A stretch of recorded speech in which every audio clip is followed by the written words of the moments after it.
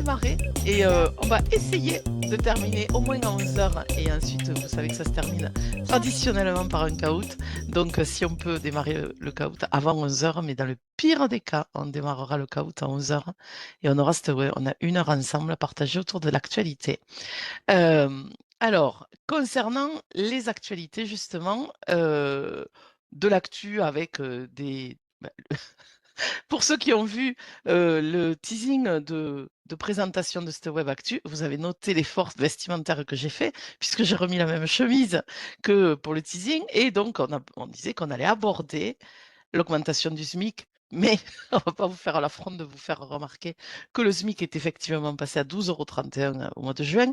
Par contre, on abordera plutôt concernant le SMIC, le gel du SMIC pour le calcul de la réduction générale dégressive unique. Ensuite, on parlait de prime carburant. Bah oui, quand on a enregistré le teasing, je pensais qu'on aurait le texte. On l'a toujours pas. On va parler quand même puisqu'on s'y est engagé. Simplement, bon,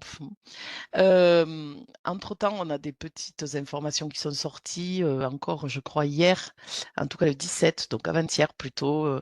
Bon, voilà, sur lesquelles on reviendra rapidement. Ça, c'est l'actualité. Ensuite, dans les grandes thématiques qu'on avait annoncées, il y a effectivement le congé supplémentaire de naissance. On va revenir sur des précisions parce que je m'aperçois qu'il y a beaucoup de questions. En fait, jusqu'à présent, je crois que vous avez dû lire l'actualité.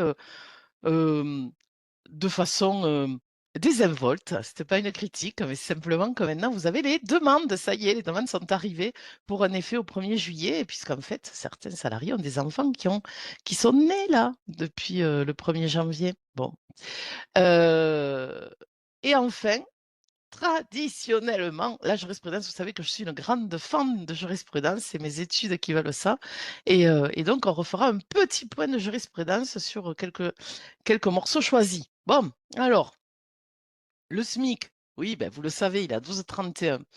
Simplement, juste peut-être revenir sur, des impacts, d'augmentation de SMIC sur d'autres, périmètres de la paye. Heu, vous savez que les IJ de maladie, par la sécurité sociale sont calculés sur des salaires de référence des 3 derniers mois et lorsque le salarié a un salaire qui dépasse 1,4 fois le SMIC, eh bien la sécurité sociale prend le salaire dans la limite de ce plafond, 1,4 fois le SMIC. Donc naturellement, lorsque le SMIC augmente, les salaires de référence plafonnés augmentent aussi. Ne vous attendez pas pour ce mois de juin à avoir des salaires de référence plafonnés à 12,31. Pourquoi? Parce que les salaires de référence étant les salaires des 3 derniers mois civils précédant l'arrêt, eh bien, le SMIC aussi. Le SMIC, c'est le SMIC en vigueur au dernier jour du mois civil qui précède l'arrêt. Donc, c'est l'impact de l'augmentation du SMIC n'interviendra que pour les arrêts qui débutent à compter du 1er juillet. Ceci explique cela. Bon, lorsque vos apprentis sont non pas rémunérés en fonction d'un minimum conventionnel, comme ça peut être le cas en fonction de leur âge, hein, mais en fonction du SMIC, bien sûr, leur salaire augmente naturellement. Pareil, hein, vous savez que les allocations et indemnités d'activité partielle, sont en fonction du SMIC. J'espère pas que vous en bénéficiez, donc ça fait partie des paramètres de paye qui varient aussi. Hem, juste, c'est parce que ça me donne des idées, moi, toutes ces augmentations de SMIC. Quand on vous parle d'abattement de prélèvement à la source pour les CD des cours, l'abattement de prélèvement à la source, ça me fait penser à une question de paye qui est: «Qu'est-ce que le prélèvement à la source?» Alors là aussi, je ne veux pas vous faire l'affront, vous savez très bien que le prélèvement à la source, c'est l'assiette sur laquelle vous allez prélever à la source l'impôt. Et donc habituellement, l'assiette, c'est le net imposable. Eh bien, patatrac, il y a des cas dans lesquels l'assiette du prélèvement à la source n'est pas le net imposable. Donc ici, on prétexte le principe selon lequel, lorsque le SMIC augmente, l'assiette du prélèvement à la source augmente aussi, pour aborder la question de, alors déjà, c'est quoi ce 766 €? C'est un demi-SMIC net imposable. Ah, bon ben voilà, nous y voilà. Si le SMIC augmente, ce paramètre augmente. Et ensuite, dans un second temps, juste un petit éclairage sur les cas dans lesquels, on va en voir 2, hein, rapidos, les cas dans lesquels le net imposable et l'assiette du prélèvement à la source sont différents. Vous avez sans doute remarqué, là, typiquement, le salarié qui est en CDD court, donc vous risquez d'en avoir, c'est pour ça que je fais une petite pause sur ça. Vous risquez d'avoir des CDD cet été. il viendra pour sans doute moins de 2 mois. OK. Ce CDD court va naturellement avoir un net imposable qui, qui découle du salaire brut fiscal, moins cotisations et contributions déductibles augmentées, le cas échéant, parce que parfois ils renoncent, de la part patronale de la complémentaire santé. Bon, ça, OK. Lorsque ce salarié a donc un net imposable, supposons de 2 000 €, il devrait avoir l'assiette du prélèvement à la source à 2 000 €. Pas du tout. L'assiette du prélèvement à la source est abattue. Oui, comme nous parfois, mais bon, là, c'est l'assiette du prélèvement à la source qui est abattue. Elle est abattue d'un montant forfaitaire. Alors, l'idée, hein, c'est de ne pas lui prélever à la source trop d'impôts au regard de la précarité de sa situation qui, finalement, l'amènera sans doute, ou peut-être en tout cas, à être non imposable. Bon, donc, là, vous avez typiquement le cas dans lequel un salarié a un net imposable de 2 000 € et une assiette de prélèvement à la source différente. C'est normal. Ne vous agitez pas. Autre cas dans lequel l'assiette du prélèvement à la source et le net imposable sont différents, à l'inverse, hein, c'est le cas du salarié qui perçoit des indemnités journalières en subrogation, en tout cas pour les 60 premiers jours d'IJ. Lorsque vous avez des IJ, vous les passez à la moulinette du net, de l'assiette. Bah, zut, je vais y arriver. Vous les passez à la moulinette du prélèvement à la source, les IJ subrogés. Ben, c'est-à-dire que vous prenez le montant du salaire net imposable du salarié que vous avez calculé par rapport au salaire brut fiscal, mais je ne le refais pas, hein, augmenter des IG imposables. Parenthèse, ce sont les IG bruts moins 3,8% de CSG déductible. Ça n'a rien à voir ni avec les IG bruts, ni avec les IG nets. Hein. C'est encore un autre chiffre. Hein. Bon, parenthèse fermée. Ce montant d'IG net imposable, vous les ajoutez, ce montant, vous l'ajoutez à votre finalement net imposable pour calculer. Alors, c'est pas exactement vrai. Vous ajoutez ce montant d'IJ net imposable à l'assiette du prélèvement à la source pour calculer le prélèvement à la source d'un salarié en subrogation. Attention, ces IJ-là n'entrent justement pas dans le net imposable. Ben pourquoi? Parce que vous savez parfaitement que c'est la CPM qui va déclarer les IJ imposables directement à la DGFiP, hein, aux finances publiques. Et que si vous les mettez vous aussi dans le net imposable, au bout d'un moment, le salarié assuré social de son État, par ailleurs, va se retrouver à payer de l'impôt 2 fois sur ses IJ. Bon, c'est pas très sympa. Donc, c'est un autre cas, et donc c'est pour ça que ça m'inspire, moi, cette augmentation de SMIC. C'est un autre cas dans lequel vous allez avoir une distorsion entre votre net imposable et l'assiette de votre prélèvement à la source. Voilà. Et autre cas, hein, typiquement les apprentis. Les apprentis ont un salaire qui, naturellement, est un salaire net imposable, mais qui, par contre, ne fera pas l'objet de prélèvement à la source à partir du moment où ce salaire-là n'atteindra pas un SMIC brut annuel. Donc, on a souvent de la marge, ce qui nous amène à avoir des assiettes de prélèvement à la source pour les apprentis et les stagiaires aussi d'ailleurs, à zéro. Parce que tant que vous atteignez pas ce seuil, vous ne déclenchez pas de prélèvement à la source. Et quand bien même vous atteignez ce seuil, avant qu'il soit imposable, il y a de la marge. Voilà. Donc voilà. Et pour ceux qui auront le plaisir de travailler, par exemple, dans les secteurs de l'hôtellerie, le minimum garanti aussi augmente lorsque le SMIC augmente. Voilà. Donc, dire que le SMIC a augmenté de 12,02 à 12,31, bon, ok, une fois qu'on a dit ça, on n'a rien dit. Par contre, tout le reste, on l'a dit. Alors justement, le SMIC augmente, mais pas pour tout le monde. En fait, alors, je reprends l'histoire, hein. On a eu une annonce le 22 mai du ministère de l'action des comptes publics. Je ne me rappelle plus de l'intitulé. Pardonnez-moi, hein, ne dites pas que je ne m'en souviens pas. Ministre de l'action et des comptes publics, je crois, qui nous a dit nous allons décider de geler le paramètre SMIC dans le calcul des réductions générales dégressives uniques. Bon.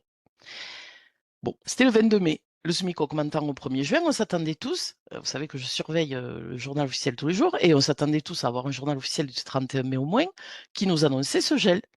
Pas du tout. Je pense que la Sécu s'attendait aussi à avoir ça, et elle s'est patientée au bout d'un moment. D'impatience à impatience, le 5 juin, elle a publié un communiqué sur le bulletin officiel de la Sécu, en prévenant, en disant, bon, on n'a toujours pas le décret qui gèle le SMIC Alors, on va revenir sur l'impact, hein. On n'a toujours pas le décret qui gèle le SMIC à 12,02. Donc, pas d'affolement, ça va venir. Dans l'intervalle, ben, vous pouvez et vous devez, d'ailleurs, hein, à ce propos, vous allez utiliser pour le calcul de vos réductions générales du mois de juin ben, le nouveau SMIC. Ah oui, parce que pourquoi? Parce que la réduction générale dégressive unique, lorsqu'elle a été mise en application au 1er janvier 2026, elle fait référence à un article qui lui-même nous dit que le SMIC à prendre en compte dans son calcul est le SMIC en vigueur au moment du calcul. Ben lol, le SMIC du 1er janvier au 31 mai, c'est 12,02, mais à compter du 1er juin, c'était bien 12,31. Bon, donc la direction de la Sécu nous dit, eh bien, utilisez 12,31. Simplement, le problème, c'est que lorsqu'on aura le décret, on va nous dire qu'il aurait fallu utiliser 12,02. Et comme on n'a pas eu le décret, ben, vous aurez fait vos bulletins. Et avec un peu de chance, les salariés seront partis puisque vous aurez fait des bulletins de solde de tout compte. Et donc, pas de stress. Pour ce qui concerne le mois de juin, il y aura une tolérance si votre calcul s'est fait sur la base de 12,31 pour des salariés qui sont sortis avant le 30 juin. Alors, c'est le SMIC à 12,31 qui sera maintenu dans les calculs pour l'année 2026 uniquement pour ces salariés-là, sachant que pour les autres qui seront encore en poste le 1er juillet, eh bien, d'ici là, on aura le décret. D'ailleurs, la preuve, hein, il est intervenu au JO du 14 juin avec un effet donc rétroactif, si j'ose dire, puisque le décret nous dit que pour toute l'année 2026, nous devons avoir un SMIC, bonjour Emma, nous devons avoir un SMIC à 12,02. Et donc, par conséquent, vous allez avoir deux hypothèses. Petit 1, les salariés qui sont encore présents après le 1er juillet.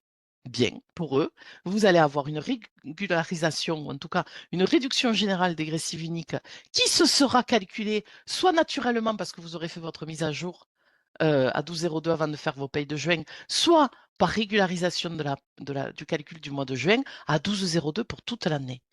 Deuxième hypothèse, les salariés qui seront sortis entre le 1er et le 30 juin de l'entreprise, pour lesquels vous aurez fait un calcul alors même que la mise à jour du calcul n'aura pas été faite, c'est-à-dire la mise à jour avec une référence à 12,02. Vous faites votre calcul tranquillement à 12,31 et inutile de faire une régularisation puisqu'une période de tolérance est instaurée dans ce cas-là, dans l'hypothèse 2. Alors, quelle est la conséquence? Pardon, hein, c'est un peu sombre tout à coup. Quelle est la conséquence? Déjà, quelle est la question? La réponse, je suis sûre que vous l'avez. Je vous ai facilité la vie pour, une salariée à temps plein ou pas d'ailleurs. En tout cas, si elle est à temps plein pour le coup, parce qu'en bas, on en a besoin, hein, de savoir pour la question 1, on s'en fiche un peu. Pour la question 2, on a besoin de savoir quelle est sa durée de travail. Pour cette fameuse salariée à temps complet, dont le salaire est de 2 200 €, le SMIC de référence que vous allez utiliser, par exemple, pour le mois de septembre, en vous disant que, le décret est paru depuis bien longtemps puisqu'il est paru, le 14 juin, est le SMIC à 12,02. Réponse B. Bien que le SMIC a augmenté en effet au 1er juin, le SMIC à prendre en compte pour cette salariée qui est encore présente au mois de septembre, eh bien le SMIC à 12,02. La réponse C est particulièrement fausse, on va le démontrer juste après. Non, pas peu importe, non, le résultat n'est pas identique. Question 2, pour cette salariée qui a été chez vous toute l'année à 151,67 € fois 12 mois, ce qui nous amène à avoir un nombre d'heures payées mensualisé sur la base de 1820 heures sur l'année, eh bien, c'est le SMIC, réponse B, à 12,02 toute l'année. Alors, si je vous ai mis cette question complètement euh, simplissime, c'est parce qu'il vous faudra retenir le 21 876,40 € comme étant la REF pour un salarié à temps plein pour les exemples que je vais prendre ensuite, et voir que si vous n'aviez pas eu le gel du SMIC au 1er juin, enfin en tout cas au 1er janvier, prendre en compte le SMIC en vigueur au 1er janvier, alors la REF, ça aurait été 22 184,77 € qu'on va voir juste là. Juste là, pourquoi? Parce que après j'ai pris des exemples. Ici, pour cette salariée hein, qui a un salaire de 2 200 € constant toute l'année, son salaire annuel est de 26 400 €. Le SMIC auquel vous comparez son salaire, vous savez, la comparaison qui est, je prends le salaire et je le compare à un niveau de 3 fois un SMIC. 3 fois 21 876,40 €, souvenez-vous. Donc, bon, je vous ai mis des résumés de formules pour en arriver à un coefficient qui est de 0,2472 et donc une réduction générale dégressive annuelle qui nous amène, si on la divise par 12, puisqu'elle a un salaire constant en plus, hein, à 543,84 € chaque mois. Qu'est-ce qu'on aurait eu s'il n'y avait pas eu le gel? Vous avez vu l'animation magique? Regardez, hop, hop, hop, hop. C'est quand même, là, vraiment, c'est une maîtrise de PowerPoint incroyable. Bon, bref, qu'est-ce qu'on aurait eu si le salarié, toujours avec le même salaire, hein, avait eu, si l'entreprise avait bénéficié du nouveau SMIC, si j'ose dire, dans le calcul de la réduction générale, on aurait eu un coefficient légèrement plus élevé, à 0,2566 au lieu de 0,2472, et donc une réduction mensuelle de 564,52 €, on va dire en moyenne sur l'année. Allez, autrement dit, la perte de réduction de cotisation pour cette entreprise, pour ce niveau de rémunération-là, est de l'ordre de 20 € par mois, puisqu'on est sur 248 € de réduction de cotisation en moins pour la salariée à 2 200 €. Alors, ce calcul, finalement, la direction de la sécurité sociale nous l'a présenté aussi dans le bulletin officiel de la Sécu lors du communiqué. Et le calcul a été présenté ici pour une entreprise de moins de 50 salariés.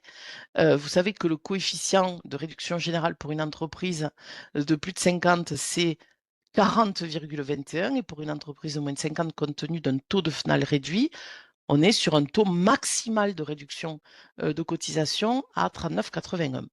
C'est donc ce qui se passe lorsque le salarié est au SMIC. Entre janvier et mai, votre salarié à 12,02, pour lequel vous avez calculé une réduction générale sur la base d'un SMIC à 12,02, eh bien, il est au salaire minimum. Et donc, il a un coefficient de réduction maximal, 39,81. Dès le mois de juin, votre salarié, lui, il est augmenté. On l'a vu dans la diapo. Petit 1, on va dire. Lui, il a 12,31. Or, votre SMIC de référence dans la réduction générale, lui, il est gelé. Il a 12,02. Autrement dit, c'est comme si le salarié gagnait plus que le SMIC. Non, mais je sais qu'il gagne le SMIC, hein. Enfin, on fait une comparaison par rapport à un salaire qui, lui, n'a pas suivi. Et donc, de mois en mois, au fil du temps, l'écart, si j'ose dire, se creuse. Pas exagérer non plus, hein, mais c'est ce qui nous amène, ce qui amène la direction de la Sécu à vous indiquer que le coefficient cumulé de réduction de cotisation à partir du mois de juin fait que, ben, naturellement, vous n'êtes plus à 39,81, mais à 39,41, puis à 39,13, etc., etc. L'écart se creuse. En gros, pour la faire courte, vous êtes sur une perte de réduction de l'ordre de 43 €, je crois, par mois pour un salarié qui a un niveau au SMIC, puisque pour lui, vous n'êtes plus au SMIC. Alors s'il est au SMIC, simplement, la comparaison ne se fait plus par rapport au nouveau SMIC. Bon, voilà. Ça, c'est pour que vous sachiez surtout que pour vos payes du mois de juin, pour les salariés qui sont sortis, ne vous faites pas harakiri tout de suite. Vous pouvez continuer à laisser le calcul qui s'est opéré sur la base du SMIC à 12,31. Je sais pas si sur ça, il y avait des questions. J'ai pas fait attention. Heu, Pas de N'hésitez questions pour l'instant, pas. Bon, Nathalie. merci. J'essaie de faire au fur et à mesure parce que c'est vrai qu'après on s'y perd. C'est mieux, Heu, oui. alors, quelque chose qu'on attendait, donc je l'avais annoncé, très clair. Oh, c'est gentil. Alors j'ai vu juste tout est très clair. Par contre, j'ai pas vu la remarque de juste avant. J'espère que c'était pas une question. Hem, alors, prime carburant. Alors ça s'appelle pas prime carburant. Ça s'appelle prime transport si vous cherchez dans votre documentation professionnelle. Parce qu'en fait, c'est un dispositif qui existe. Le dispositif qui existe, que j'ai appelé avant, en fait, c'est le dispositif aujourd'hui. Le après, c'est celui qui devrait intervenir. Alors attendez, parce que vous allez voir qu'on en va de rebondissement en rebondissement, enfin, je pense. Bon, alors aujourd'hui, donc le avant, c'est aujourd'hui. Certaines entreprises ont mis en place, c'est pas une obligation puisque c'est un dispositif facultatif, hein, une prime transport. Quoi ça consiste? Ça consiste pour les salariés qui sont contraints de prendre leur voiture, leur véhicule pour faire le trajet domicile-travail à, pour l'entreprise, participer aux dépenses de frais de carburant. Et là, deux hypothèses. Soit on est sur du carburant électrique. Alors, je sais, on n'est plus sur du carburant, mais en tout cas, on a des voitures électriques pour lesquelles la prime transport aujourd'hui peut déjà être versée dans la limite d'un montant de 600 € par an et par salarié. OK. Sachant que cette prime transport est plafonnée à 300 € aujourd'hui pour les salariés qui utilisent un véhicule thermique ou hybride. Bon. C'est de cette prime transport dont il s'est agi à l'annonce du 21 mai qui a été faite là aussi par le gouvernement, qui nous a dit nous allons permettre aux entreprises de doubler le montant exonéré de cotisation dans le cadre du versement de la prime transport. Alors, je crois que le terme utilisé a été la prime carburant. Donc, allons-y, j'utilise le même terme. Mais finalement, cette annonce n'a été suivie d'aucun effet puisqu'aujourd'hui, on n'a toujours pas le texte. Et comme l'actualité, finalement, nous réserve, sinon des surprises, en tout cas, a priori, plutôt des bonnes surprises. Il semblerait que le prix du carburant baisse lentement, mais il soit prévu qu'il baisse. Et donc, je crains finalement que cette annonce ne soit pas du tout suivie d'effet. C'est-à-dire que à ce jour, on n'a pas du tout de projet de texte qui nous permettrait d'avoir, donc en effet, petite, un doublement du montant exonéré dans le cadre de la prise en charge par l'employeur, en tout cas de la participation de l'employeur, à la prise en charge des frais de carburant du salarié qui serait donc à 600 € pour tous finalement, c'est-à-dire que, y compris pour les véhicules thermiques, une exonération jusqu'à 600 € et surtout la nouvelle si on veut, c'est que la condition qui est la contrainte aujourd'hui de le salarié ne peut pas venir autrement qu'avec son véhicule personnel. S'il peut faire le trajet en transport en commun, cette prime, carburant ou prime transport, si vous préférez, ne peut en aucun cas être versée en exonération de cotisation. Il faut démontrer que le salarié est contraint pour des questions géographiques ou des questions d'horaire de travail, hein. Je dis souvent, soit il travaille la nuit, soit il travaille dans la pampa, eh bien, qu'il ne pouvait pas se rendre au travail autrement qu'avec son véhicule perso. Cette condition-là de contrainte serait levée temporairement dans le cadre de l'augmentation du plafond de 300 à 600, hein. Donc, double cliquet. Premier, augmentation, voire doublement jusqu'à 600 € du montant qu'on peut verser en exonération de cotise. Deuxième cliquet, la levée temporaire de la condition de contrainte. Ça avait été levé, hein, souvenez-vous, jusqu'en 2024, cette contrainte elle serait à nouveau supprimée temporairement. Bon, alors là, je passe assez vite parce que finalement, j'ai bien peur qu'on ne voit rien venir. Ce dont j'ai bien peur surtout, c'est que moi, j'ai certains clients qui, qui ont déjà annoncé qu'ils allaient verser 600, donc c'est embêtant, mais enfin bon, bref. Croyant que c'était si simple. Pas du tout, pas du tout. Bon. Donc je passe vite, à moins que vous ayez des questions vitales sur le sujet qui porteraient sur notamment le statut d'aujourd'hui, puisque le statut de demain, bien peur qu'il n'y ait pas d'évolution. Alors, diapo un peu lourde si l'année, mais euh, journal officiel du 18. Oui, c'était hier. Dans lequel a été publié donc applicable ben, théoriquement aujourd'hui, mais vous allez voir que voilà. Bon, alors, je reprends.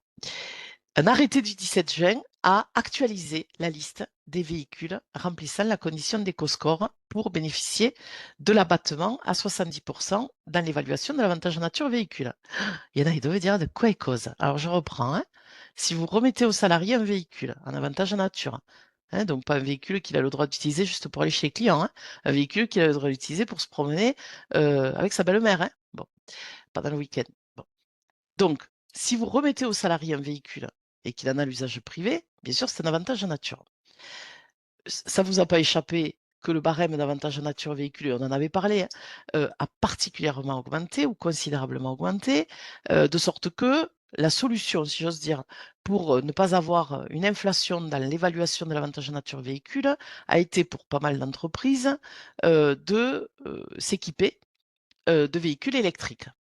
Et oui, pourquoi? Parce que sur les véhicules électriques, un abattement qui auparavant était de 50% a été augmenté à 70%, donc un abattement sur l'évaluation d'avantages en nature sur ce véhicule.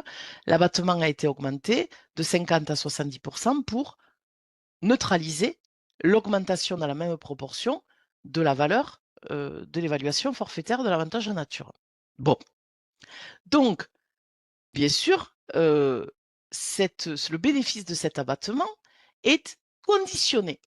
Ça a été la surprise de certaines entreprises qui, s'étant équipées de véhicules électriques, se sont aperçues que les 10 véhicules n'étaient pas sur la liste.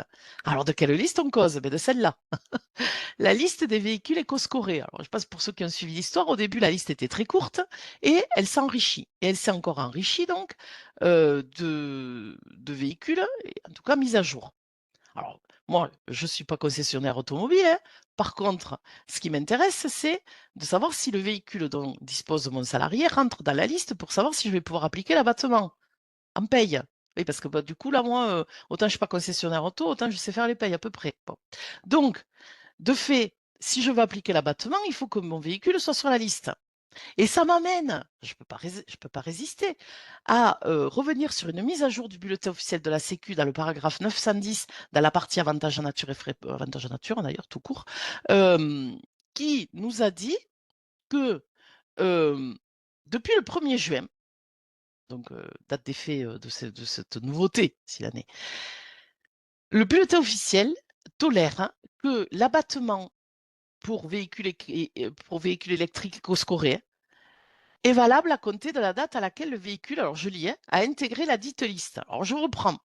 Vous avez un salarié à qui vous avez remis un véhicule. Pas de bol, ce véhicule n'est pas sur la liste. Ah ben zut, vous aviez fait le bon de commande, le véhicule a été livré, vous ne pouvez pas annuler, donc le mec il part avec sa bagnole. Bon.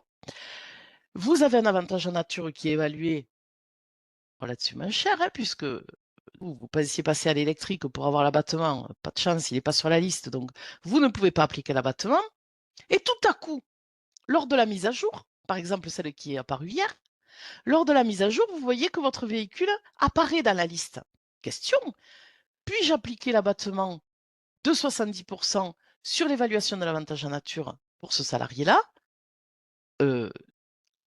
à partir du moment où il va entrer dans la liste des véhicules éco-scorés? Alors on aurait pu imaginer, ah ben non, il l'avait déjà avant, tant pis pour lui, ça sera sans abattement tout le temps. Non, c'est pas ce que nous dit le bulletin officiel de la Sécu. On nous dit effectivement que l'abattement pourra désormais être appliqué, même si le salarié disposait déjà d'un véhicule qui jusqu'à présent n'en bénéficiait pas. Bon, voilà. Donc, c'est l'occasion de dire, revérifiez cette liste-là, vérifiez si votre véhicule n'est pas entré dans la liste des véhicules éco-scorés. Bon. Deuxième nouveauté, chiffre, information, c'est plutôt des infos, hein. Le décret limitant la durée, alors c'est quelque chose dont on avait, je crois, parlé, ou en tout cas qui était prévu dans la loi de financement de la sécurité sociale 2026.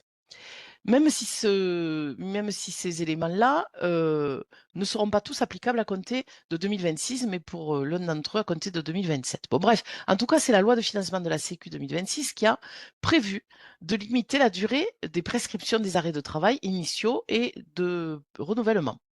Donc, qui dit prescription par le médecin traitant, sage-femme, chirurgien dentiste. Cet arrêt de travail est limité pour une primo-prescription à 31 jours, le renouvellement à 62, sachant évidemment que le médecin peut demander, en tout cas, qu'il peut justifier que l'arrêt de travail de plus de 31 jours est nécessaire. Simplement, ça permet à la sécurité sociale d'avoir un regard plus aiguisé sur des arrêts longs et ça permet à la sécurité sociale de demander, j'allais dire des comptes, oui, des explications en tout cas aux médecins prescripteurs. Donc, c'est pour les arrêts qui vont prendre effet à compter de septembre et d'ici là, comme ça vous a été rappelé en début de WebActu, on ne se sera pas revu, hein, puisqu'on se reverra par là-bas. Bon, en paye, ça ne change pas grand-chose pour vous par rapport à l'indemnisation. Je dirais même que ça ne change rien, hein. Simplement, sachez que, voilà, le décret est apparu, comme on en avait parlé au moment de la loi de financement de la Sécu. Ben, ça y est, on attendait le décret, on est le 13 juin. Bon. Le deuxième décret qui est l'application stricte là aussi de ce qui avait été prévu dans la loi du financement de la Sécu, mais il fallait que le décret fixe la durée des arrêts concernés. Alors, lorsque le salarié est en arrêt de travail suite à un AT ou une maladie professionnelle. Historiquement, dans la pratique, c'était le cas, mais historiquement, il n'y avait pas de limite à la durée d'arrêt de travail suite à un AT. Dans la pratique, il ne durait guère plus de 4 ans, hein, en pratique, hein. Simplement, le décret fixe, donc strictement à 4 ans maximum, la durée des arrêts de travail qui sont prescrits suite à un accident du travail, une maladie professionnelle. Et entrée en vigueur, là, par contre, ne sera qu'à 2027. Bon, c'est pas simplement parce qu'on attendait les décrets et que c'était des dispositions qui étaient prévues dans la loi de financement de la Sécu et qu'on attendait les décrets pour avoir les chiffres. 31, 62, 4 ans. Ces chiffres-là, dans les décrets, n'étaient pas indiqués, donc il fallait, la loi fixait un principe, les arrêts de travail seront limités. Les renouvellements seront limités. La durée des arrêts de travail suite à la T seront limitées. Ah, et à combien? Bon, bref, on s'en doutait un peu, hein, il fallait le décret d'application. Bon. Enfin, par rapport à des choses qui... Bon, moi, je sais que j'ai des clients qui m'ont posé la question. Certaines entreprises, et c'est pas une obligation là non plus, hein, à l'occasion de la médaille du travail, de la remise de la médaille du travail, font une cérémonie, pourquoi pas, et parfois même versent des primes. Vous savez que, d'ailleurs, dans le cadre, de cette, prime, elle est exonérée de cotisation dans la limite d'une valeur de 1 mois de salaire. Bon, heu, donc sauf que, la loi de finances 2026 nous a dit: «Oui, OK, non mais nous, c'est plus exonéré d'impôts». Oh ben mince, non, elle deviendra imposable. Alors je crois qu'on en avait parlé là aussi. Simplement par contre attention, la loi de finances, souvenez-vous, je crois qu'elle était parue le 21 février, de mémoire, hein. Bon. Ce qui avait amené certains de mes clients à me dire: «Mais et donc, on fait quoi pour les primes qu'on a versées en janvier?» Ah bon, alors j'étais allée dans le Navis fiscal. Vous imaginez bien que ça m'a fait des sueurs froides, mais en tout cas la règle fiscale, en principe, c'est quelle est l'année fiscale. Et donc en effet, c'est ce que le BOFIP, a annoncé le 6 mai, en nous faisant une mise à jour et en nous précisant en effet que dès lors que la prime a été versée sur l'année 2026, la loi de finances s'y applique. Donc grosso modo, que votre prime à l'occasion de la médaille du travail ait été versée avant, la loi de finances ou après la loi de finances, si elle est versée sur l'année 2026, elle est imposable. Juste une remarque, elle n'est pour l'instant pas cotisable et vous vous souvenez que la sécurité sociale a trouvé l'idée géniale et que donc à partir de 2027, cette prime sera aussi cotisable. Donc régime du salaire classique, brut et brut fiscal. Tout va bien. Donc voilà. Voilà. Alors j'ai l'impression que sur l'actu, il y avait enfin après peut-être il y a des choses que j'oublie. J'ai évidemment, hein, j'ai trié, hein. Il y a plein d'autres actus, voilà. Mais, on va passer au congé supplémentaire de naissance. Alors là, comme je vous disais, je suis assez étonnée, il y a beaucoup de questions, mais c'est parce qu'en fait alors j'oublie des mots, hein, de décret numéro, alors il manque le petit O, bon bref, de toute façon. Heu, donc il y a les décrets qui sont parus pour l'entrée en vigueur du congé supplémentaire de naissance et donc ces décrets sont parus, heu, c au journal officiel du 31 mai. Donc c'est des décrets du 30 qui sont parus au 31 avec un effet au 1er juin. Oui, beh, il était temps. Enfin, il était temps, c'était un peu in extremis, on était en dérapage contrôlé. Alors, le congé supplémentaire de naissance. Alors je pense que vous avez à peu près tout lu sur le congé supplémentaire de naissance, donc je vais rappeler l'essentiel, mais je pars du principe quand même que vous savez. Si je vais trop vite ou s'il y a des choses que je ne dis pas ou des questions que vous posez, alors là, allez-y, hein, parce que du coup, comme ça arrive sur les bureaux, je m'aperçois que quand même il y a pas mal de questions. Bon, alors, déjà c'est un congé supplémentaire. Pardon, donc il s'ajoute. Voilà. Donc ça veut dire que le salarié qui veut prendre ce congé supplémentaire à l'occasion de la naissance de son enfant va pouvoir le prendre à condition qu'il ait pris les autres congés, ceux que je vais appeler les congés principaux, à savoir le congé de maternité ou le congé de paternité d'accueil de l'enfant. Vous avez noté que j'ai pas dit «et». Oui, parce qu'on ne peut pas prendre la maternité à paternité, ça se peut pas. En tout cas pas pour l'instant. Bon.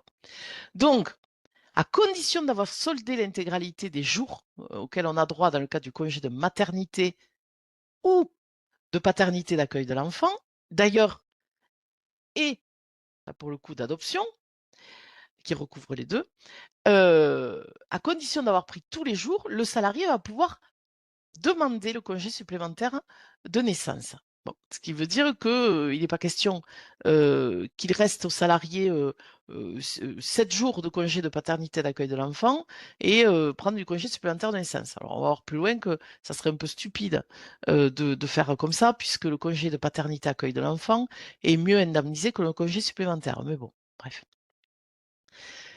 Ce congé donc, en parlant d'indemnisation, il est indemnisé par la sécurité sociale, sous forme d'indemnité journalière, on y reviendra.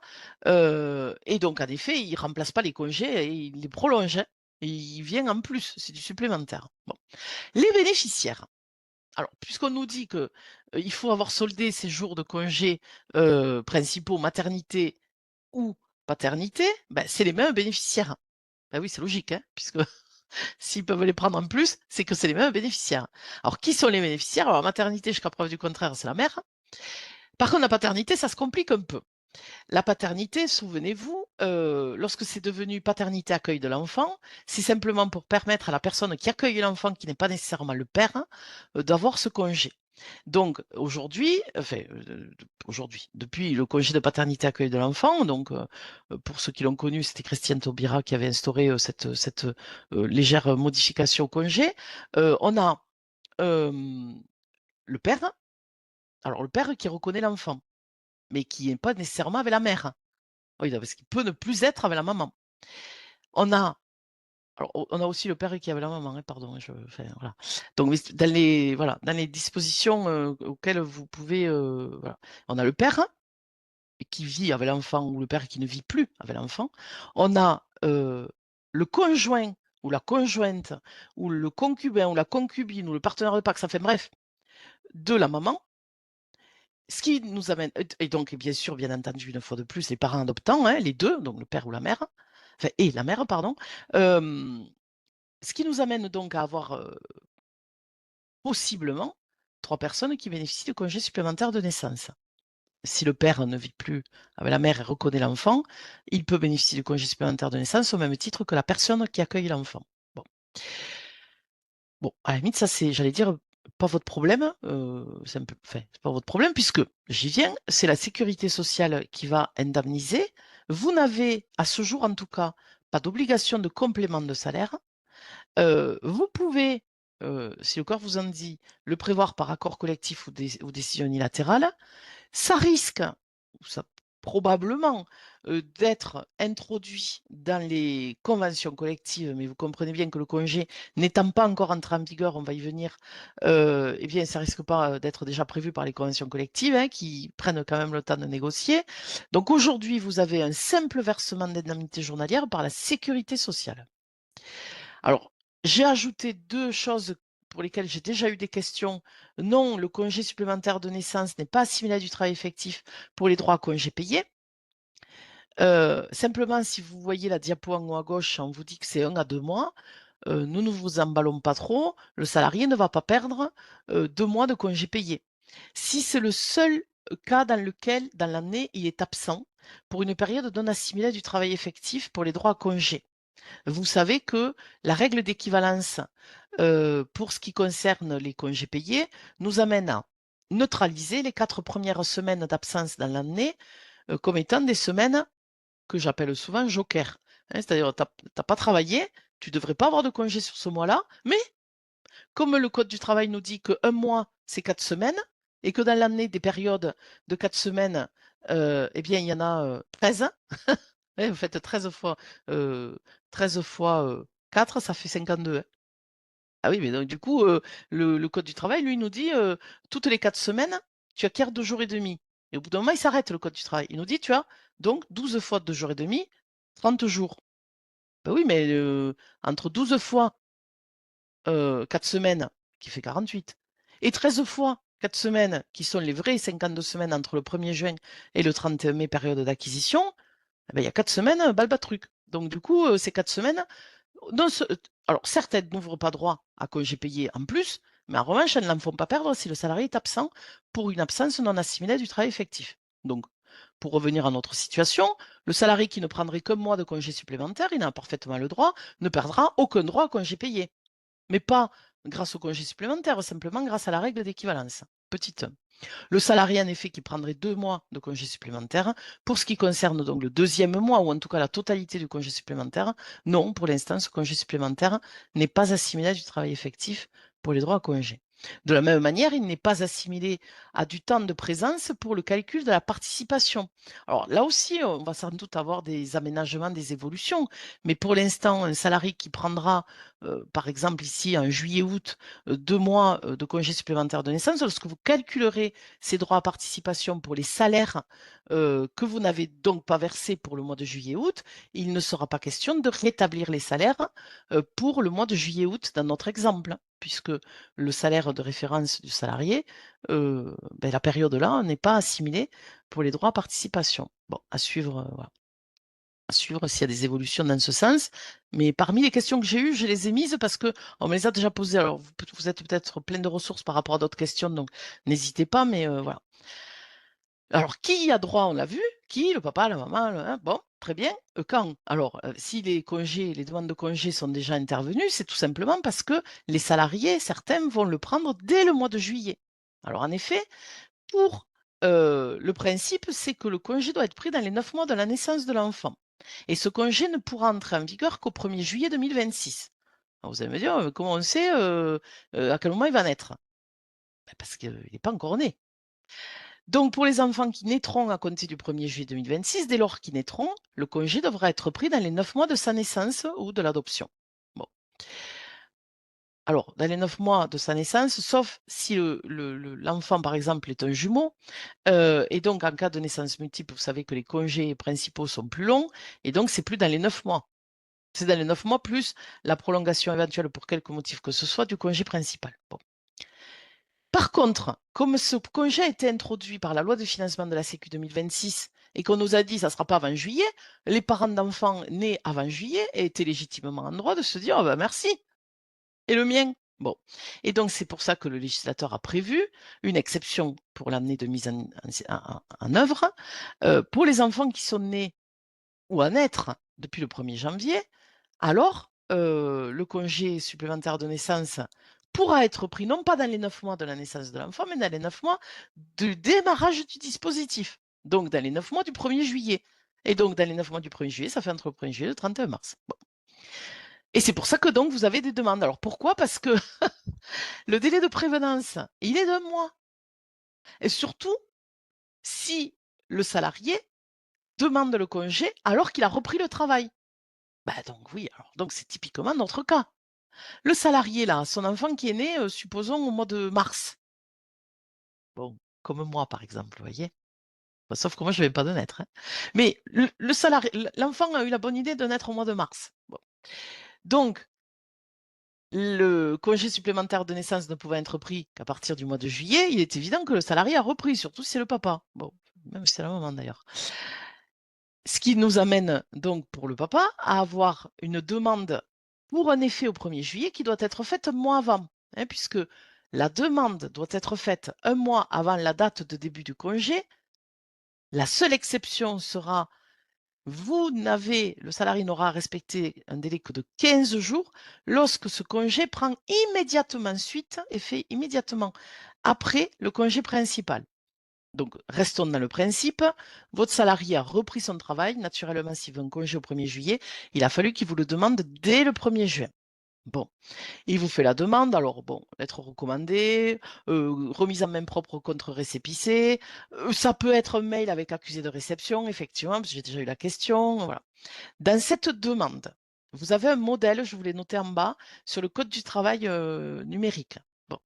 Il y a un modèle, hein, donc vous verrez, il y a un modèle avec les 4 hypothèses. Alors je vois qu'il y a une question, je ne la lis pas pour l'instant et Jean-Christophe me la reportera. Bon, il y a un modèle de courrier dans lequel le salarié indique à quel moment il veut partir, quelle est la durée qu'il va prendre en tout cas dans un premier temps et peut-être même dans un second temps. Je reprends.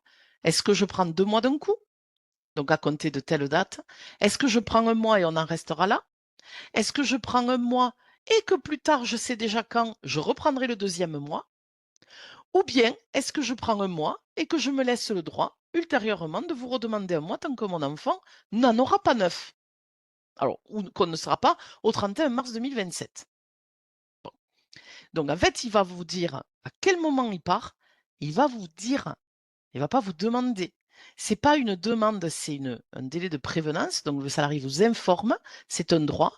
Et les dates et il les demande, simplement, vous n'avez pas à dire ça m'arrange pas tellement. Ben, voilà. En fait, c'est un droit pour le salarié, tant dans le droit qu'il a, quelle que soit son ancienneté dans l'entreprise, hein, il a le droit à ce congé, la date à laquelle il souhaite le prendre, vous n'avez effectivement pas à demander le décalage, etc. Bon. Donc, date de début, durée du congé, 1 mois, 2 mois, ou bien 1 mois, puis un autre mois, ou bien 1 mois, puis on verra plus tard, etc. Vous verrez dans le courrier, c'est très clair.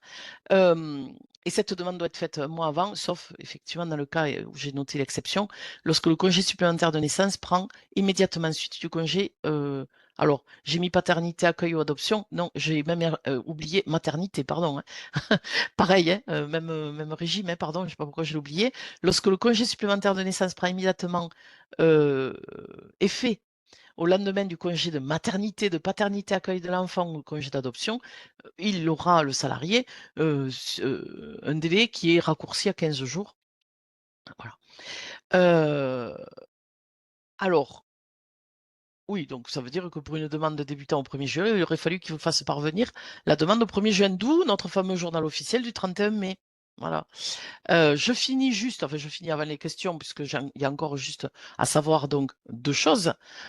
Combien et vous, comment? Donc combien? Alors, qu'est-ce que le salarié va percevoir? Des IJ. Donc on l'a dit.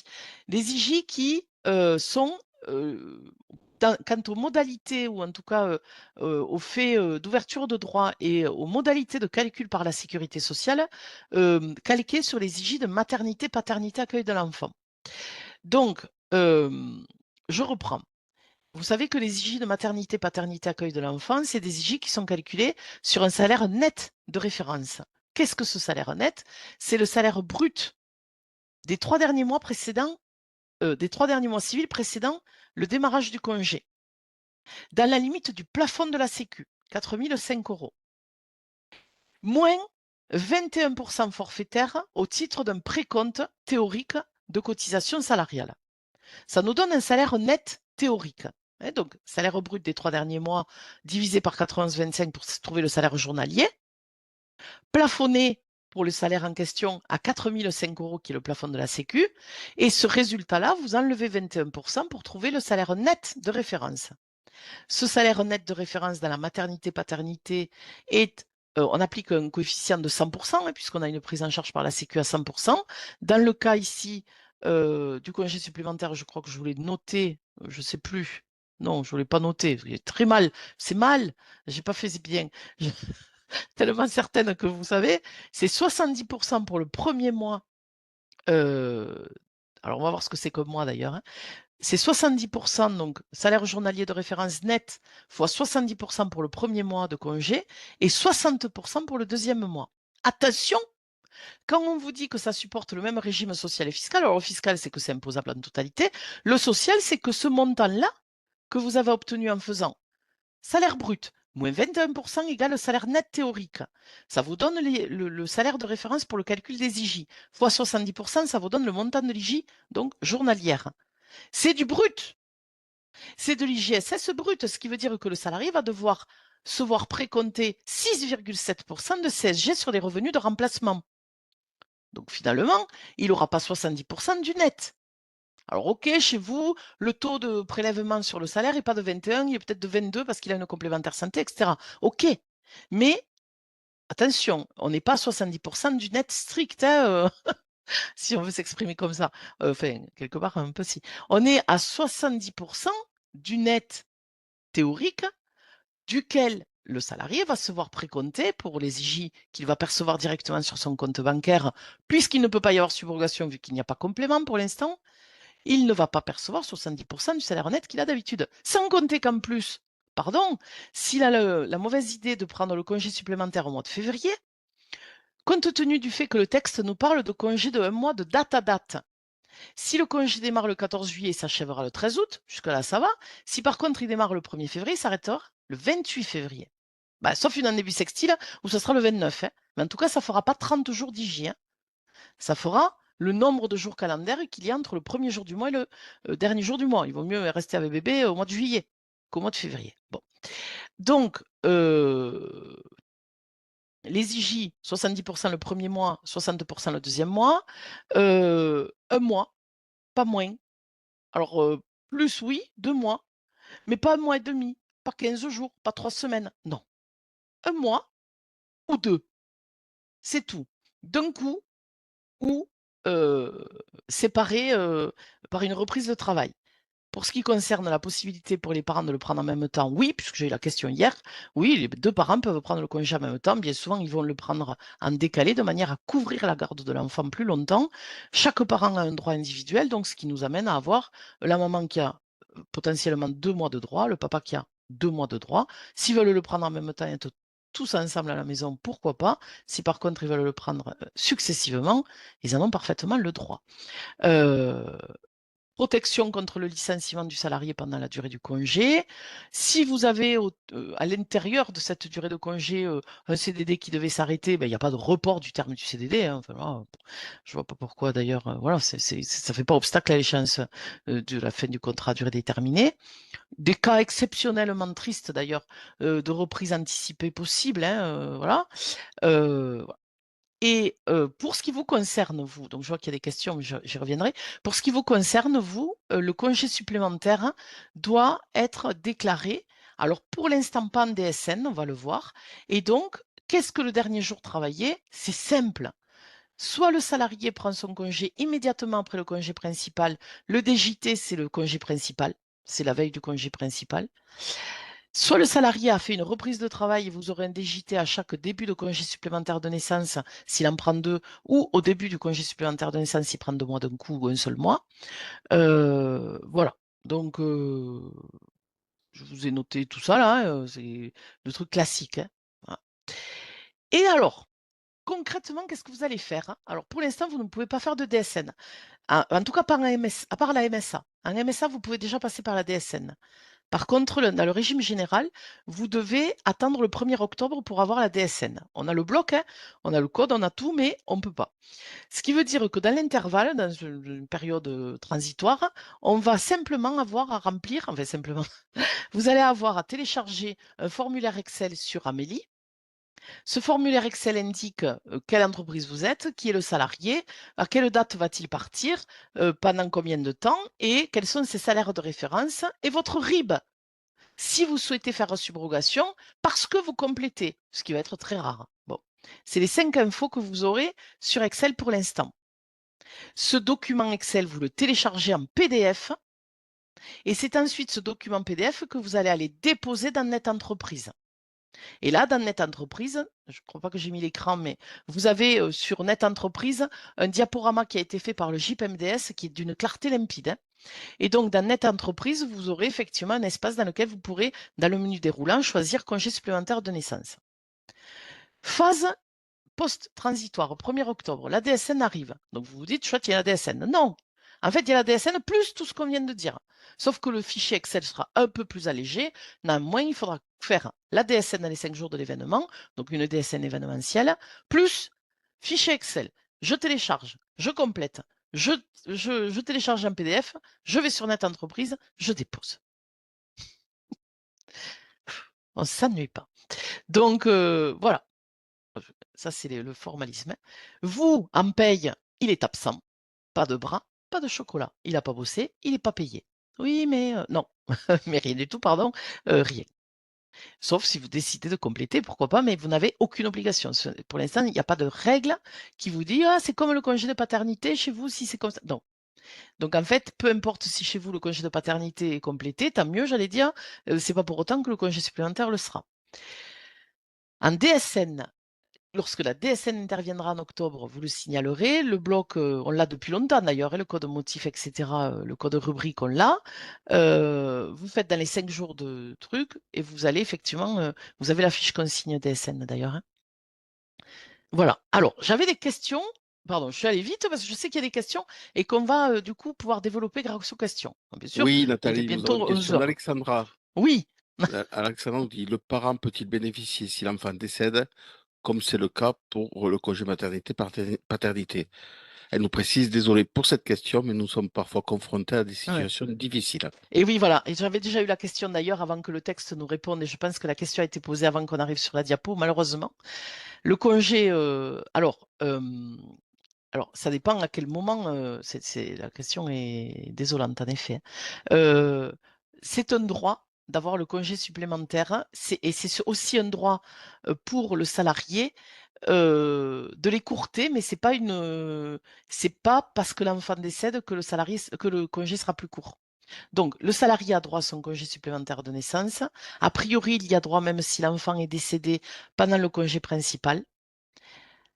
Si le salarié dont l'enfant décède pendant, par exemple, le congé supplémentaire de naissance souhaite l'écourter, il le peut, mais il peut en bénéficier jusqu'au terme du congé supplémentaire prévu. Donc oui, pour répondre à la question, c'est exactement le même dispositif que pour le congé auquel elle fait référence. C'est vrai que j'avais déjà eu Ok, la question. Ouais, merci Alexandre. ouais, Alors, une euh, question de Christelle. Pour oui. comptabiliser un mois, on est d'accord qu'on prend, par exemple, du 19 juin au 18 juillet pour un mois complet. Et oui, alors c'est ça, sauf lorsque le salarié prend le congé à compter du premier jour du mois civil. Donc, c'est les exemples typiques, hein, c'est vraiment ça, hein. Donc, oui, Christelle, en effet, du 19 juin au 18 juillet, ça, c'est oui. C'est un mois de date à date. Sauf que de date à date, lorsqu'on a en cours de mois, c'est le même jour, enfin, la veille du même jour sur le mois suivant. Attends, 19 juin, la veille du 19 juillet, c'est donc le 18, hein, c'est tarte à la crème. Par contre, de date à date, lorsqu'on est sur un mois civil, c'est le premier jour du mois, le dernier jour du mois. Pour ça que j'ai pris volontairement l'exemple de février, où là, on aura moins de jours calendaires, 10J. Et donc, j'ai fait le calcul, hein, enfin, vous pouvez le faire très facilement, hein. Quand vous avez un salarié qui prend un congé sur février, prenons votre salarié qui a un salaire de 2000 euros. Je prends toujours le même exemple. 2000 euros moins 22% de précompte de cotis chez vous au PIF, hein. On est à 1560 net. Le salarié s'attend à avoir 70% le premier mois, 1092 euros. Dès lors qu'il prendrait février, il aura donc 2000 moins 21%, hein, enfin, je fais le salaire journalier de référence de la Sécu. Voilà. Donc, donc, pardon, 2000, les 3 derniers mois, divisé par 91,25, moins 21%, vous allez avoir un salaire journalier de référence de 51,95 €. À ce salaire-là, vous enlevez 21% forfaitaire, hein, pour calculer les IJ de référence et vous allez multiplier par le nombre de jours d'IJ. Si par malchance le salarié prend février, il aura 28 jours d'IJ. Il aura donc 1149 euros. Attendez que je ne m'embrouille pas. Attendez, je reprends. Oui, fois 70%. Donc je reprends 2000 moins 21%. Je n'aurais pas dû vouloir prendre l'exemple, hein, fois 28 jours moins fois 70%. Il aura 800, je trouve 877 euros. Bon, je ne pense pas que je me trompe, hein. C'est-à-dire que le salarié va avoir, alors il faudrait que vous le recalculiez, mais attention, le nombre de jours calendaires couverts par la sécurité sociale et le nombre de jours calendaires de date à date et sur un mois civil de 28 jours ou de 29 jours, forcément le salarié n'aura pas son compte. Sans compter qu'à ce montant-là, on lui précompte la CSG-CRDS sur les IJ à 6,7%. Bon, bref. Euh, alors, 562,80, Ah, mais tu avais, d'accord. 1562,93. Merci Nadine. Alors, On continue avec, pendant oui. le congé, est-ce que le salarié a droit à des RTT? Ah ben non. Alors là, la RTT. Alors les RTT, c'est typiquement. Alors là, vraiment, autant les congés, on pourrait se poser la question. Autant les RTT, en fait, le dispositif des RTT suppose que le salarié travaille effectivement plus. Vous savez que les jours de RTT se déduisent. Je parle des RTT, hein, d'ailleurs, bon. On va pas refaire la thèse sur la durée du travail, mais un salarié n'a de RTT qu'à condition qu'il ait fait plus de 35 heures. Le système de la réduction du temps de travail, des RTT, c'était justement de réduire le temps de travail du salarié par le jeu de repos qu'il prendrait en échange du travail qu'il a fait en trop par rapport à 35. On lui dit, tu dois faire 35, lui, il en fait 39. Ah ben oui, mais il en fait trop. Alors, soit c'est des heures sup, soit il les récupère, je mets des guillemets. Et si c'est le système de réduction du temps de travail par des jours de repos, donc RTT à proprement parler, eh bien pour les avoir, ces RTT, il faut avoir travaillé.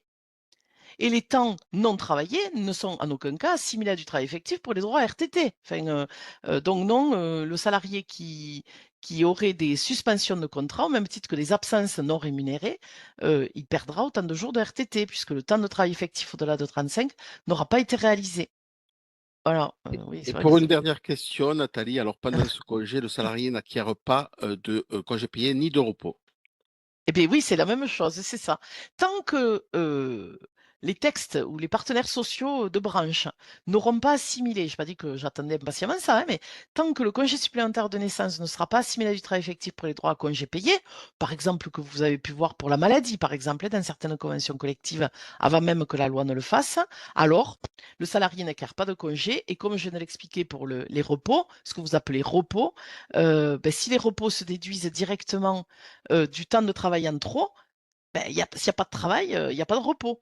Il n'a pas récupéré du travail qu'il aurait fait en trop, puisque par nature, il ne l'aura pas fait. Bon, ça paraît simple répondu comme ça, mais voilà, c'est tout. Enfin, c'est Voilà, tout. Nathalie, Bon, hein, voilà. ça y est, nous Bon, avons c'est répondu. mieux au fur et à mesure, effectivement, les questions, hein, je pense.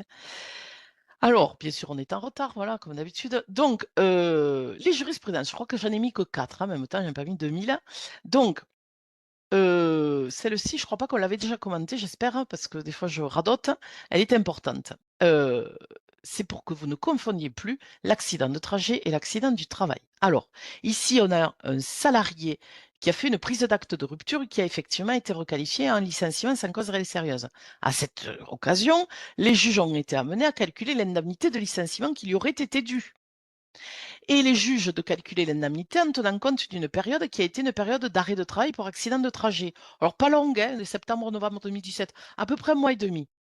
Simplement, l'employeur, lors de son pourvoi en cassation, dit: «Mais attendez, la cour d'appel est gentille, elle me calcule, une indemnité de licenciement en ne déduisant pas les absences liées à un arrêt de travail pour accident de trajet». Or pour moi, employeur, cet arrêt de travail pour accident de trajet ne doit pas être assimilé à du travail effectif, pour le calcul de l'ancienneté du salarié dans le cadre de l'indemnité de licenciement. La Cour de cassation lui a naturellement donné raison, puisque l'article du Code du travail, le 1226-7, qui concerne l'ancienneté dans le cadre du calcul de l'indemnité de licenciement, vise comme assimilé à du travail effectif, dans le cadre du calcul de l'ancienneté, les arrêts de travail pour accident du travail maladie pro. En droit de travail, l'accident de trajet n'est pas un accident du travail, même s'il est indemnisé pareil par la Sécu. En droit du travail, l'accident de trajet n'est pas de l'accident de travail. Donc, l'employeur avait raison, il fallait enlever les périodes d'accident de trajet pour l'ancienneté, pour le calcul de l'indemnité de licenciement, au même titre que vous enlevez la maladie. Sauf, comme dirait l'autre, disposition conventionnelle plus favorable. Bon, mais voilà. Donc, ça compte pas dans la durée d'ancienneté pour le calcul de de l'indemnité de licenciement. Voilà. Même si la Sécu, indemnise l'accident de trajet comme un athée, hein, à 60, enfin, à je vais y arriver, à 60 puis 80, oui, c'est ça. Heu, alors je crois qu'après j'ai mis un autre arrêt qui fait écho à l'ancienneté, vous verrez, c'est rigolo. C'est ça l'autre ambiance. Donc là, on va parler des forfaits jours. Alors, on a souvent l'habitude de se dire: «Ah bah zut, ça y est, il y a une coquille sur la convention collective. Moi, je suis bonne pour que ma convention de forfait jour, elle soit annulée. Et là, pas du tout. Là, pas du tout. Là, en fait, ce qui s'est passé, c'est qu'on avait une directrice commerciale qui dépendait. Alors, de mémoire, c'était Syntec. Il y a eu Syntec hein, dans l'histoire. Alors, elle dépendait. Oui, c'est ça. Elle dépendait de Syntec. Convention collective qui lui était applicable. 218 jours. Très bien. Il se trouve que la convention collective qui aurait dû être appliquée à la boîte, c'était commerce de gros. De mémoire, c'était ça. Bon, bref. Notez que ça a rien à voir, hein, mais enfin, fermons la parenthèse. Dans cette, convention collective numéro 2, le nombre de jours forfaits était de 214, de mémoire, hein. La salariée dit: «Moi, la convention collective applicable n'étant pas la bonne, votre convention de forfait jour individuelle, la mienne, celle qu'on a conclue avec mon employeur, reposant sur une convention collective qui n'était pas la correcte, alors je demande la nullité du forfait jour et donc bien entendu le paiement des heures sup et tout le tremblement», hein. Bon.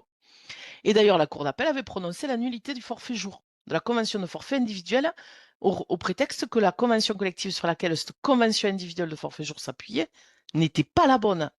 La Cour de cassation a donné tort. Alors, ça a été étonnant, hein, cependant, hein, mais c'est fondé. Hein. Simplement, on s'attendait au pire. Bon, mais non.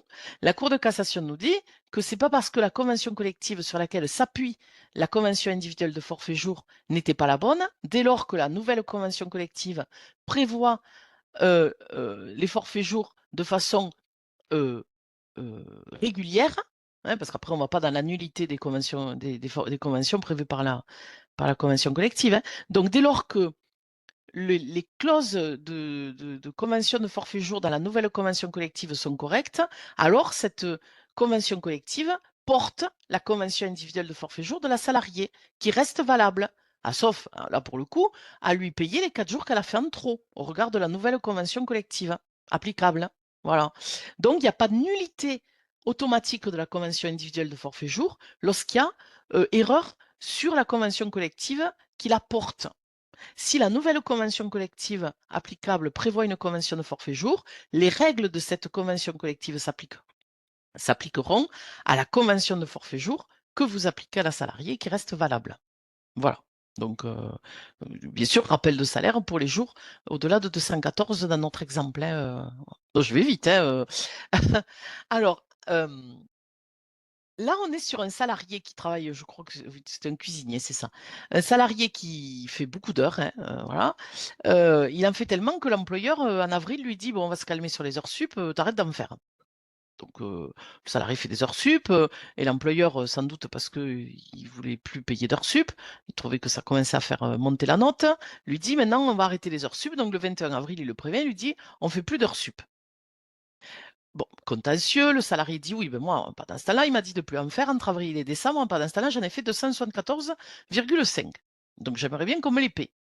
L'employeur lui dit: «Non mais attends, tu gentil, mais depuis cette date-là, je t'avais déjà dit de plus en faire et tu as continué à en faire». Bon, la question est: est-ce que les heures supplémentaires doivent être dues dès lors qu'elles ont été expressément demandées par l'employeur? Vous savez que la Cour de cassation nous dit toujours: «Non, l'accord de l'employeur peut être implicite», et là, on est même avec un employeur qui les a interdites, mais dès lors qu'il n'a pas modifié la charge de travail ou qu'il n'a pas démontré qu'il a tout mis en œuvre pour que la charge de travail du salarié soit allégé, alors la Cour de cassation a, donné gain de cause au salarié en disant que, ben, en effet, l'employeur lui avait dit de plus en faire, mais pendant ce temps-là, s'il voulait faire manger, tout le monde, il fallait bien qu'il cuisine et qu'il ne pouvait pas le faire dans un temps, qui lui était imparti, sans heures supplémentaires. Voilà. Donc le fait de dire: «Tu en feras plus», s'il n'y a pas de modification quant à la charge de travail, voilà, avec plaisir Virginie, je sais, je suis en retard en plus, voilà. Donc ajuster la charge de travail si vous voulez pouvoir vous prévaloir, de l'empêche enfin du non-paiement d'heures supplémentaires, et encore, hein. Vous savez que voilà, il suffit d'un accord implicite, hein. Toujours compliqué, hein, à part foutre, les salariés dehors, si j'ose dire, à l'heure, prévue, compliqué de démontrer qu'il a fait des heures supplémentaires, de sa seule propre initiative et qu'en aucun cas elles ne leur avait été demandées. Bon, voilà. Du moment que vous êtes au courant en plus, compliqué de dire: «Ah ben non, je les paye plus». Bon. Alors justement, concernant l'ancienneté, ah oui, alors voilà, tout à l'heure vous avez vu l'ancienneté se calcule par rapport à des périodes de travail effectif. Là, on est sur une salariée, qui a été embauchée, alors les dates sont importantes, sinon je les aurais pas notées. Elle a été embauchée en février 2015, elle est en maladie de novembre 2015 à janvier 2016, donc 2 mois et demi, et en avril 2016, elle a un arrêt de travail pour accident du travail, et à ce moment-là, l'employeur ne lui fait pas le maintien de salaire, parce qu'elle a pas 1 an d'ancienneté. Parce que l'employeur dit: «Oui, en effet». Alors là, ça répond: «Attendez, on est en avril, monsieur l'employeur, on est en avril 2016. Moi, je suis chez vous depuis février 2015, ça fait donc plus d'un an». Et l'employeur compte sur ses doigts, il dit: «Oui, d'accord, 12 mois, même 14, mais 14 moins 2 et demi, le compte n'y est pas». Pas de chance, hein, il lui manque 2 mois, un demi-mois, hein. Bon bref, en réalité, il lui manque rien du tout. Parce que pour la Cour de cassation, l'ancienneté dans le cadre du calcul des droits à maintien de salaire doit se faire par rapport à la date d'entrée dans l'entreprise. C'est l'appartenance à l'entreprise, non pas la notion de travail ou de service continu qui compte. C'est-à-dire que toute suspension de contrat n'a pas à être déduite pour vérifier si le salarié est suffisamment ancien pour avoir les droits à maintien de salaire. Exemple, vous avez un salarié qui arrive, que vous embauchez aujourd'hui. Il travaille pendant 2 mois, puis il tombe malade, 4 mois. OK. Heu, vous me suivez, hein? Si dans un peu plus d'un an, il est à nouveau, alors là, il aura évidemment pas son arrêt son maintien de salaire puisqu'il a pas l'ancienneté requise, si tant est que votre convention prévoit une ancienneté d'1 an, hein. La loi, en tout cas, c'est le cas. Bon.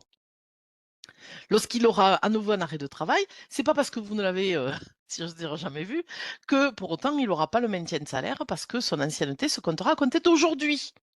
Depuis quand est-il chez vous? Voilà, l'interprétation de la Cour de cassation. Pour le droit au maintien de salaire, c'est la date d'embauche.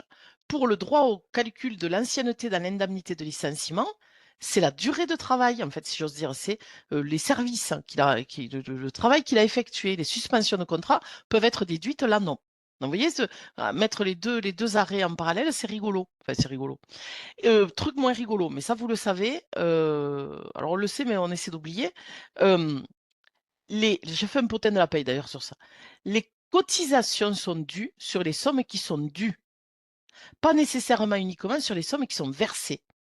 Deux affaires le même jour, et on est sur de la chambre civile parce qu'on est dans un contentieux avec l'URSSAF, hein, donc on n'est pas sur la chambre sociale. Donc, la Cour de cassation, dans le premier cas, on était sur une entreprise qui n'a pas versé à tous les salariés la prime d'ancienneté qui était due conventionnellement. Dans le deuxième cas, on est dans une affaire où le salarié n'a pas bénéficié de son maintien de salaire alors que la convention collective prévoyait, compte tenu de son ancienneté, qu'il y avait droit. Dans les deux cas, l'employeur a méconnu les dispositions conventionnelles obligatoires en ne versant pas les sommes et donc naturellement, l'URSSAF, dans ces deux cas-là, a redressé les sommes qui n'ont pourtant pas été versées. La Cour de cassation a donné raison à l'URSSAF parce que, effectivement, l'assiette des cotisations se compose des sommes qui sont dues, de ce qu'on appellera le minimum garanti. Donc, en fait, les sommes étant dues par des obligations conventionnelles, même si elles ne sont pas versées, les cotisations afférentes le sont dues sur des primes non versées. Bon, donc, alors ça, c'est pas nouveau, hein, je ne sais pas depuis quand, ça va faire 30 ans que je suis en paye. Ça a toujours été comme ça. Le 13e mois que vous oubliez de verser, qui est prévu par la convention collective, et ça n'a pas été rare où j'ai vu des redressements, hein. Bon. Donc, oh, bah dis donc, j'en avais, la sélection des arrêts a été drastique, hein, parce qu'il y en avait plein d'intéressants. Mais là, vraiment, heureusement que ça a été drastique, parce que je suis déjà à la bourre. Donc, Bravo Nathalie, bravo. je C'est suis déjà en formidable. retard comme d'habitude, Très hein. riche encore une fois. Ben oui, mais bon, voilà. Alors, je sais pas si sûr, il y a des questions par rapport aux arrêts. Des fois, ça peut nous amener à des Je regarde sujets. le chat, là pour l'instant nous n'avons pas de questions et je pense qu'en plus tu es pressée Nathalie maintenant. Oui, mais bon, on va faire le Oui, caout, hein. bon, Oui, allez, le parce que, caout. effectivement, j'ai attendu, mais ça Alors le va. caout c'est pour tout le monde, hein. N'hésitez pas à participer. Alors, j'espère que je vais faire des prouesses techniques qui vont. euh, Attendez, hein, je sais que pour l'instant, vous ne voyez pas le caout, hein. Vous voyez juste, j'arrive, hein. J'arrive. J'arrive. euh, Hop, j'arrête ça, je reviens, hein. Je vous partage l'écran avec le caout. Alors, vous devez avoir même la musique. Attendez, pas encore, hein. Vous aurez la musique. Ah, et je crois que même. Oh, regardez! Charlie! Ça y est, on t'a retrouvé Nathalie, en bas à droite de l'écran. Vous m'avez trouvé, ça y est. Ah, c'est dommage, j'aurais aimé avoir ça tout le long. Cherchez Charlie. Je suis là.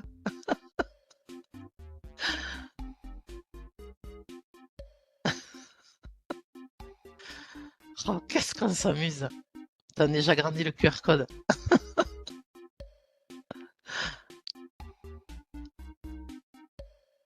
Ah, les divines. Bonjour. Parfois, j'ai des spéciales dédicaces, hein. Alors, pardon pour ceux que je ne reconnaîtrai pas, parce qu'il y a des prénoms que je reconnais facilement. Et il y en a d'autres que je suis sûre que je connais sur les divines.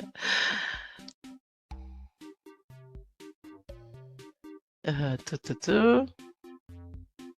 Allez, on démarrera. Je crois que je vais démarrer. Alors, je me note à. Il est 15. Allez, à 16. Je ne sais pas si ça fait un chrono de combien, mais à 16, je démarre même si j'ai pas. Allez, je me laisse 10 secondes. La musique est pas trop forte, Jean-Christophe. Donc tout va bien Nathalie, c'est très Oh bien comme là ça. là. Allez, on va démarrer. Donc.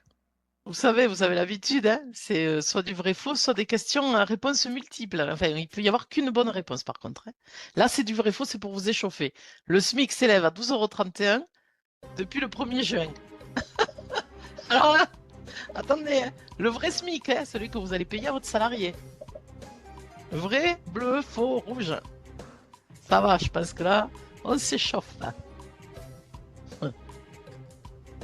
Ah, il y en a qui n'ont pas encore trouvé la touche ou qui plantent. Oui, c'est vrai. Et c'est que dans le cadre de la réduction générale de cotisation patronale, hein, que vous allez avoir un SMIC à 12,02. Sinon, les salariés, laissez-les à 12,31, hein. Laissez-les tranquilles, hein, avec leur SMIC à 12,31. Donc, hop, allez, c'est parti pour Laura. Ensuite, là, vous avez 4 réponses, une seule correcte. Quel SMIC est retenu pour calculer, oh ben tiens, le coefficient de la réduction générale dégressive unique? La moyenne des deux SMIC, ça varie selon la boîte, la taille de l'entreprise. 12,02, voilà, ou 12,31, réponse verte. Donc, pour votre calcul, à partir de juin. Ah oui, alors la question est un peu piège, hein, cela dit. Partie du principe que le décret est paru. Et voilà, oui. Alors, effectivement, pour la personne qui a répondu 12,31, c'est vrai que quel SMIC est retenu pour calculer le coef à partir de juin? On aurait pu se dire, ah oui, mais attendez, parce que le décret n'était pas paru. Et c'est vrai que pour juin, typiquement, ça peut être un sujet. J'ai mal posé la question. Donc, si la personne qui a répondu 12,31 pensait à l'exception de la tolérance de la direction de la Sécu, bravo, mais ça ne vous donne pas le point, mais en tout cas, je sais à quoi vous pensez. Sinon, en effet, ça sera 12,02 dès lors que votre salarié sera encore présent au 1er juillet. Effectivement, le SMIC a été gelé. Voilà. Donc, Laura, vous êtes fait passer devant. Ensuite, vrai faux, la prime carburant devrait être exonérée jusqu'à 600 € sans condition pour le salarié de devoir prendre de ne pas pouvoir prendre les transports en commun. C'est vrai ou c'est faux? Si ça paraît, hein. Oh, vous avez vu, moi j'y crois de moins en moins.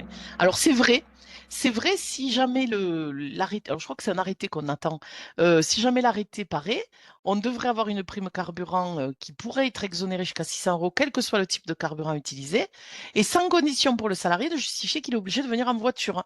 Si un bus devant le bureau et que lui vient en voiture parce que ça lui plaît, eh bien, vous pouvez, alors la plupart des entreprises ne le feront pas, mais vous pourriez parfaitement verser une participation dans la limite de 600 € par an, dès lors qu'on aurait le texte. Pour l'instant, on n'a rien, hein. Ouh là là, oh là là, les cartes sont rebattues. Allez, voyons. Quel est le délai de prévenance de principe pour le congé supplémentaire de naissance? Alors, est-ce que c'est un mois, rouge, 2 mois, bleu, 8 jours, jaune, 15 jours, vert? Bravo.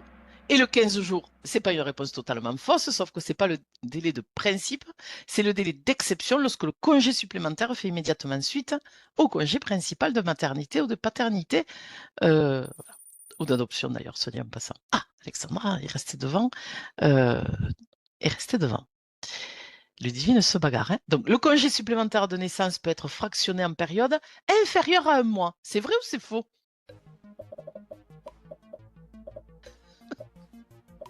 C'est faux.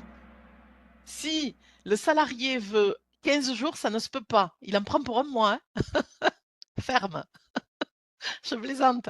C'est pas possible. Il peut pas dire, moi, j'aimerais que 15 jours ou 3 semaines, même si ça arrange tout le monde dans l'entreprise, d'ailleurs, hein, soit dit en passant. Non. La sécurité sociale octroie un mois ou deux, mais pas moins d'un mois, pas plus d'un mois et moins de deux, etc. Non. C'est des fractions de un mois, uniquement deux fractions. Enfin bon, vous avez suivi, hein. Bravo, Alexandra. Alors, une absence pour accident de trajet est assimilée à un accident de travail pour l'indemnité de licenciement pour le calcul de l'ancienneté. Non, l'accident de trajet est exclu de l'article du Code du travail. Oui, parce qu'après tout, la T, l'accident de trajet, c'est pareil. Oui, si l'absence dépasse 30 jours. Voilà, c'est une règle qu'on a trouvée.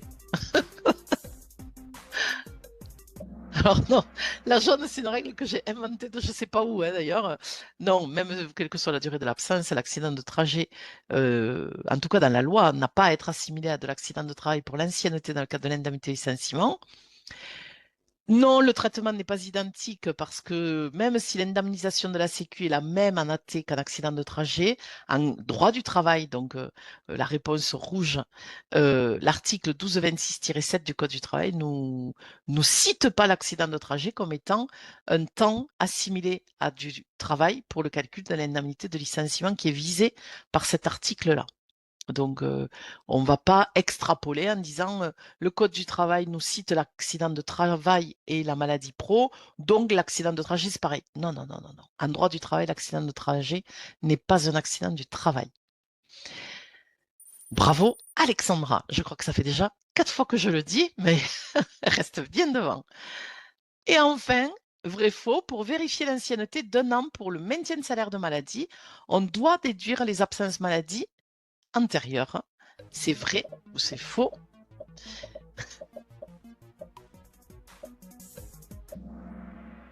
Et oui, c'est faux. J'y étais plus. Même moi, j'y étais plus. Je venais de dire tout l'inverse, vous avez vu pour le licenciement, alors qu'en effet, bravo, bravo, bravo, pour l'ancienneté dans le cadre de j'ai un an chez toi, ça fait un an que je suis là, tu m'as jamais vu, c'est pareil, ça fait quand même un an que je suis là. Le salarié va avoir droit au maintien de salaire. Alors après, la question est, est-ce qu'il a des IJ, est-ce qu'il a droit au maintien, etc. Mais concernant l'ancienneté, comment elle se calcule, c'est la date d'entrée. Même s'il a eu des absences, elles n'ont pas à être déduites. C'est la date d'entrée dans l'entreprise. C'est ce que la Cour de cassation appelle la durée d'appartenance. Est-ce qu'il appartient à l'entreprise? Oui. Depuis plus d'un an? Oui. Ben, ok. Ça fait un an. Voilà. Donc, oh là là, mais quelle surprise, parce que là, on ne sait plus. Hein. Jusqu'à maintenant, il y avait Alexandra. Donc, Elodie. Bravo. Ensuite, Amélie. Oh là là. Alors, attendez, je suis impatiente de voir si c'est toujours Alexandra. Ah, bravo! Alors là, et chapeau Alexandra, parce que vous avez été devant, voilà. Ludivine, hop là, vous sauvez l'honneur. Et Lily, que je connais pas, mais très joli prénom, si c'est le vôtre en tout cas. Si... voilà, donc Alexandra, bravo, parce que franchement, voilà, vous avez été devant, vous avez tenu le C'était un pari. superbe caout. Bravo Nathalie. On peut t'applaudir, vraiment. J'entends pas les applaudissements. Hein. Mais en tout cas, merci à tous. Hein. Christelle, elle avait la main. Ah oui, mais Christelle voilà. est contente. Bon, ça va alors. Je la connais. Ah mais c'est voilà, ça fait partie, voilà, c'est parce que c'est amical.